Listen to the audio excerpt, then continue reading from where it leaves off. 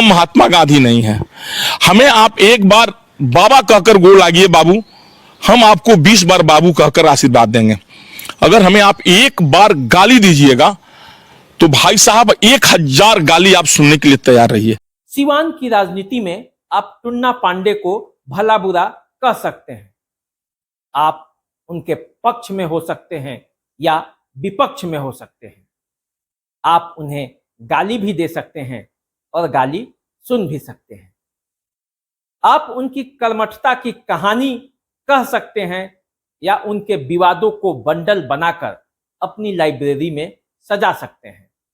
आप सब कुछ कर सकते हैं, पर सिवान की मौजूदा राजनीति में आप टुन्ना पांडे को इग्नोर नहीं कर सकते।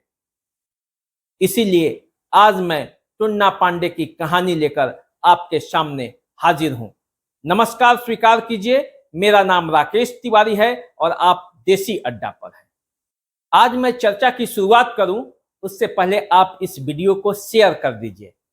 आप YouTube पे हैं तो चैनल को सब्सक्राइब कर लीजिए। फेसबुक और इंस्टाग्राम पर देख रहे हैं तो फॉलो कर लीजिए ताकि आपका और हमारा रिश्ता बना रहे।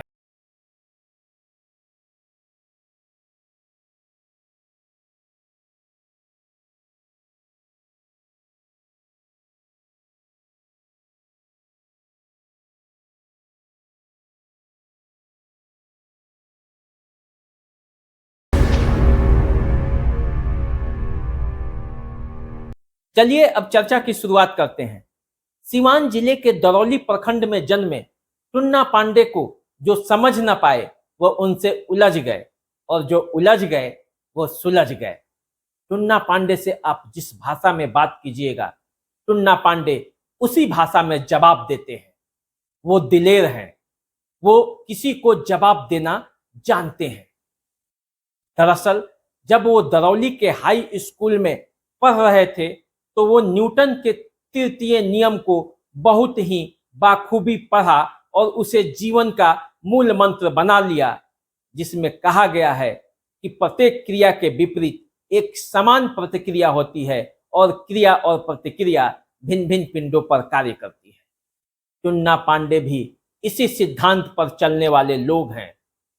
यदि आप उन्हें गाली दीजिएगा तो वे भी गाली देंगे। एक गाली दीजिएगा वो 100 गाली देंगे। एक कदम आगे बढ़कर उन्हें गले लगाइएगा वो 100 कदम आगे बढ़ेंगे आपके लिए। टुन्ना पांडे का यही सिद्धांत है। हम महात्मा गांधी नहीं हैं।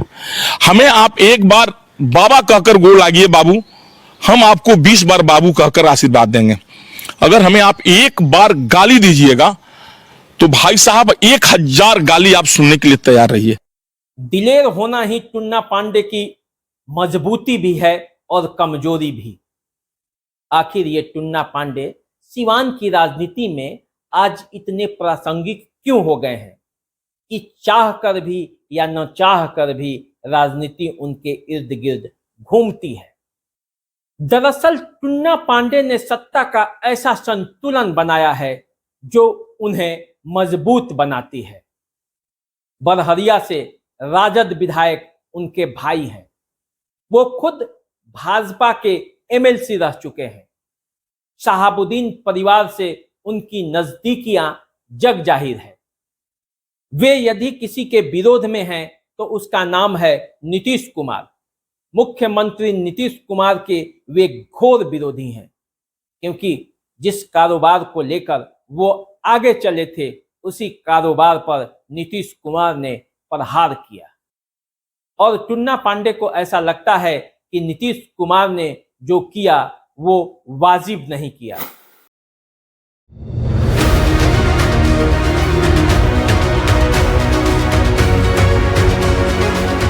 टुन्ना पांडे की नजदीकियां चिराग से भी है और यही सब राजनीति का घालमेल टुन्ना पांडे को एक मजबूत दावेदार के रूप में पेश कर रहा है। जानते हैं टुन्ना पांडे इतने विश्वास के साथ क्यों अपनी दावेदारी ठोकते हैं? क्योंकि वे कभी भी कोई भी बात पीछे में नहीं करते। जो करना है खुलकर करते हैं, मुंह पर बताते हैं और ये बताते हैं कि उनका संबंध हर दल में है।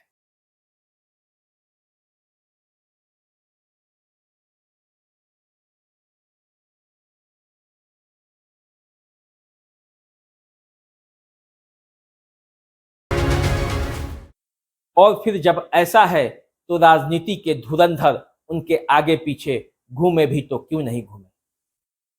कुछ समय पहले तक वे शहाबुद्दीन फैमिली से किसी एक व्यक्ति को सांसद बनाना चाहते थे, लेकिन मौजूदा समय में उनके सुर कुछ बदले बदले से लगते हैं। हमें हिना मैडम से यही एक आग्रह भी है उनके लोगों से कि चुनाव लड़ना या न लड़ना उतना महत्वपूर्ण नहीं है जितना ये महत्वपूर्ण है कि विरोधियों को हराना। विरोधी उनके कैसे हारेंगे ये मैडम के और शहाबुद्दीन साहब की टीम को सोचना चाहिए। अब वे कह रहे हैं कि सिवान की लड़ाई जीतनी है तो हिंदू को हिंदू से लड़ाना होगा। आखिर ये समीकरण कहां घूम रहा है और कहां तक जाएगा, ये आने वाला वक्त बताएगा। हिना मैडम या उनके परिवार में इतना तो ताकत है, अपने अगर चुनाव लड़ती हैं तो आशा समझिए कि 99% वो चुनाव जीतेंगी, 99%। लेकिन अगर वो किसी दूसरे को लड़ाती हैं तो 225% चुनाव जीत जाएगी। इतना श्योर है, इतनी कैपेसिटी तो उस परिवार में है, ये आप मान के चलिए। विधायक को बनाने के लिए, एमपी बनाने की ताकत है।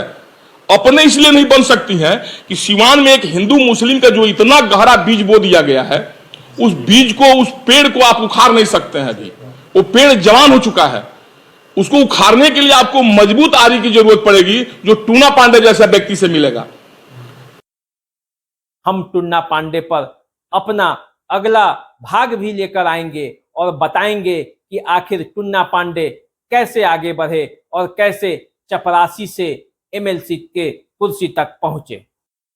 फिलहाल हमें इजाजत दीजिए और YouTube पर सब्सक्राइब कर लीजिए, फेसबुक और इंस्टाग्राम पर फॉलो कर लीजिए चैनल को, ताकि हमारा और आपका रिश्ता जुड़ा रहे। नमस्कार।